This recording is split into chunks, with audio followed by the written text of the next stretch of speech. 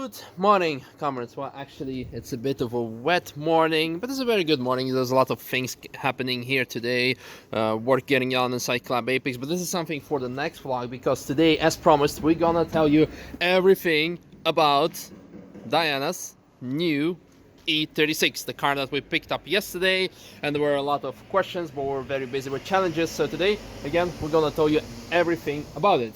First of all, probably the most frequently asked question: why to go all the way to UK from Germany, approximately here, to UK, somewhere here, spend X amount of money on E36, which is right-hand drive, and we're in Germany, which is a left-hand drive country, and, well, Diana, maybe you can answer it.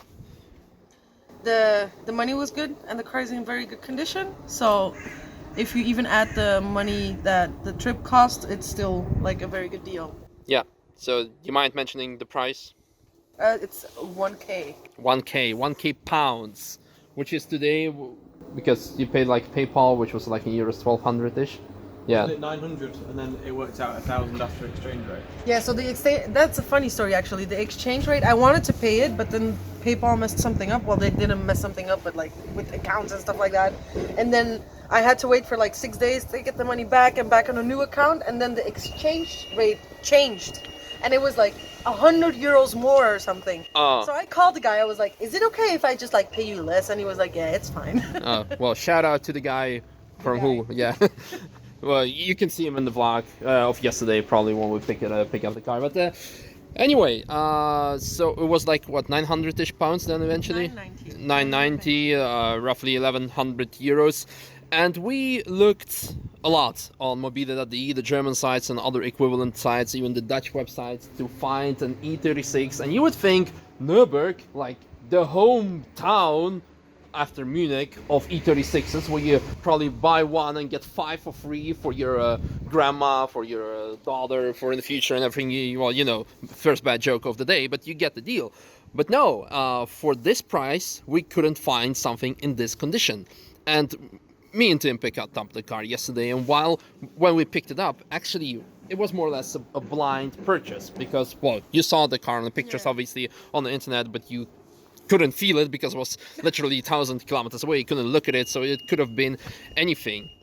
But when we actually arrived there, we were like, whoa. And as we started driving it, there was even more whoa. And I'm sorry for the interruption, because again, there's a bit of works going on at the Club Apex. But could you please stop?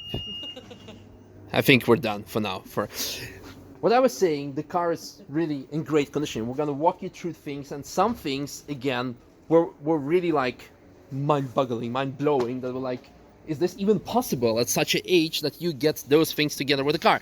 So I'm not gonna keep you waiting anymore. Dude, thanks. You just got wheel spin. Okay, it appears that they stopped, so now we can show you all those amazing things. And first of all, the wheels. They look amazing. Not gonna say much. The wheels, tires, everything is good. The only thing exterior-wise, which is kind of like meh, is the hood. It could have been replaced, because we see a lot of stone damage, chirps, a bit of chirps. I'm a bird. No, stone chips. Sure. Or is it not? Chips. Chips. Okay. Fries. Oh, learning some German here, Thomas. Oh, that's good. But no, I think it's been repainted, because you can see actually here's a bit of a color difference. But here, again, not. Gimbal, get your shit together. Turn you around, please. Thank you. Are you turning? Yeah, that's good. Nice.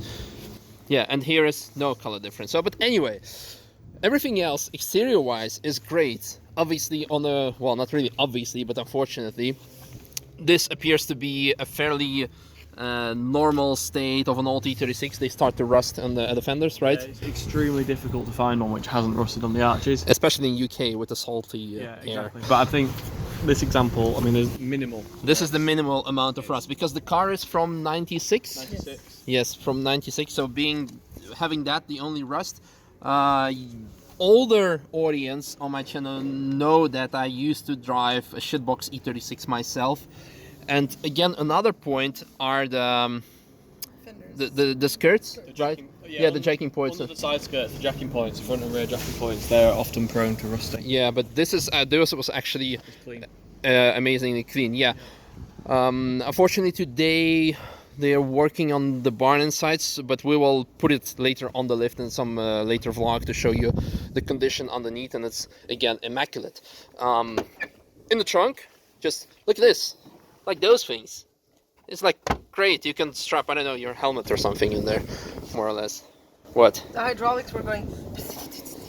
Okay. A little turbo inside. Yeah, you'd wish. Also, the original toolkit is here present as well, which appears to be also fairly special, which is great. It's always good. You might never know what's gonna happen and when you're gonna need it. But then, inside the car are some other things, which are, well, first of all, my favorite part is here. Look at this, a torch light. This appears to be a very rare accessory within the BMW. It's actually working-ish because the car stood still for quite some time. So, but while we were driving yesterday, You broke it. No, we didn't break it. No, it was working, but the battery just discharged. Then the most interesting part are the documents. Tim, would you show us the most precious things? Yes, I will. So, Look at that. The third key and a plastic key, which you can use to like copy keys. so that one, the plastic one, is the valet key. Yeah. So you can give that one to a valet parker, Really? and that means they can't open the glove box, but they can start the car. Seriously? Really? Yeah. Wow. Cool. And that's a regular spare key as well. Wow. This is great. I thought it was just the copy keys, but apparently it's something. Wow. Mind blown. Then another part of documentation, which is very special. Actually, two parts. The original purchase list. So this was this one here was the last person that bought the car. That's what he paid for it. Yeah. So that was approved used cars by BMW. He paid, was 16, it was like 18. 17,000. Eventually 17,000 pounds back in, when was it? I don't know. Well, No, you, there was date. The date was there somewhere. you We can just- figure it out from the logbook there. yeah, Oh no, it's not the original order sheet because it says bit mini on it. Mini. So it can't be. Okay. That's BMW bought mini quite late Yeah. after this car. Hmm. So, but it is a full specification sheet. True. Which is quite nice. So yeah, highlights have got to be suspension. Yeah, suspension is amazing because, like I said earlier, when we started driving it through all those British roundabouts, the car was amazing. It behaved like as if it's already ring ready. And the only thing what we can say about the interior, but yeah, I have no idea honestly how you can destroy this, but it's a minor thing. Speaking of the clock, we were driving on the highway or the motorway, if you want to say it in British. What's the maximum speed? Like 120-ish kilometers an hour, 70 miles per hour, and we could hear the clock ticking. So that's how quiet the car is inside. There's no noise. Well, here is some minor issue, but everything else, look at the condition of the interior. It's great. Also, the sunroof is working accordingly. Very nice. And one thing that I haven't seen on any E36 so far, so BMW Alarm System, which is here, and it's apparently working. Apparently. Look Apparently at some- that thingamajig. Look, it's alarming. Oh. Yeah, do it again. Oh, there we go. There we go. Just do it. Now do it close. Now close it. Do it quickly. Close it then. Oh yeah. Woohoo! Wow, wow. It's actually working. It's very special. And then another request for our audience is, where's the second set of keys? You had it. No, I give it to Tim. You brought it upstairs? Oh. We will get back to that in a fairly little bit. While Dan is picking up the second set of keys. About the car, some people said it's a 320. No, it's actually 318 IS, which is super or is sexy or yeah, whatever. Insert any other boosted for this joke. So a 4-cylinder, 1.8. Oh, there we go. So, any other comments regarding this engine type? It's very good. Yeah. Feels nice. And the fuel consumption is incredible. Yeah, because we did 1,000 kilometers Yeah. with it on the full tank. One tank, Yeah, 65 litres. this is definitely great. No, it's a very reliable engine. It's really good for track. Around 140 horsepower. So before it goes on track, we'll be doing, basic Yeah. Maintenance, filters, oil. Yeah, maybe we can open up the hood. Open up the hood and show the amazingness. Yeah, so the second set of key was, because we want to ask, maybe some of you guys know, this key came with the car and it has the M symbol on it, but we have no idea what's it for. No, it's not for the glove box, because, well, that's the normal key. So it must be for something else, and we have honestly no idea what it is. But going back to the engine, this is it, the 4-cylinder 1.99, according to Tim. It has received the new thermostat, or what? Thermostat and thermostat housing. Yes, that's basically it. I think now we can... And a new battery. Oh yeah, absolutely. That's great. Suspension is, by the way, you could have seen on spec sheet that it's an M-Technic one. That's the color of the car. That's the color Madeira Violet TT Metallic. Lick. Yeah, the car is such a good condition that you can lick it. This has all the letters of the alphabet. Does it? I'm sure it does. Well, probably shit Dyana'S. Yeah, good. But now we want to hear more shit Dyana'S, but on a more serious note, what's your plan with the car? We need to put new hydraulic systems under the hood. Yes. We are gonna do the standards, like tires and brakes and suspension preferably. Mm-hmm. Then we're gonna strip the interior. We're gonna do everything in steps. When I get my money, the money goes in the car, that goes into... That's how it goes? Yeah, that's how it goes. So make sure to disable ad blocker on my videos, because all the ad revenue will go into this car, most probably. Cool. So bucket seats, cage. Cage, absolutely, very important, especially with old cars. I think once we're there, we're gonna just start doing the luxurious shit, like putting carbon fiber on stuff. Oh, yeah, that's a nice assumption. Yesterday you had your first meters with the car. Right-hand drive. Is it any different, difficult, or I was very, very scared of this. I thought it was gonna be more shocking than it was, but it's barely a meter to the other side. the left. Although To the right.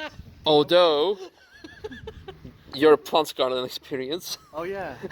You must remember which side of the car you're sitting on when you're on track. Yeah. It's important. Yeah.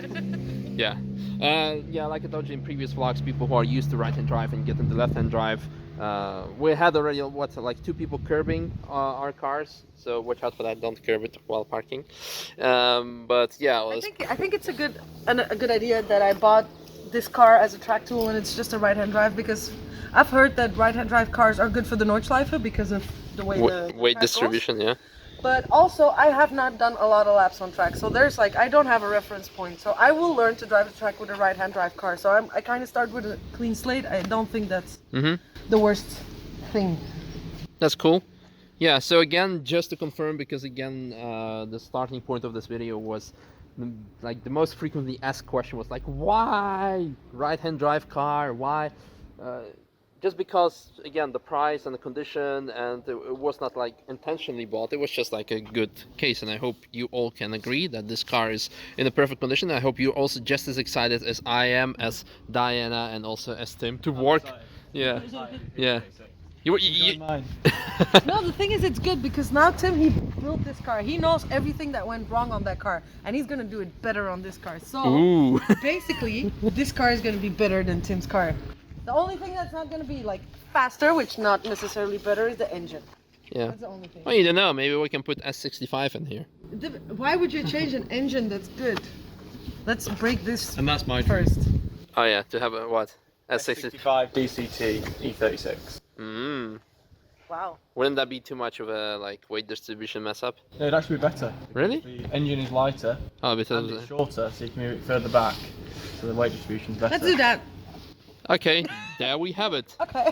So hopefully next. Borrow it from this one. Oh yeah, well the thing is just sitting there anyway.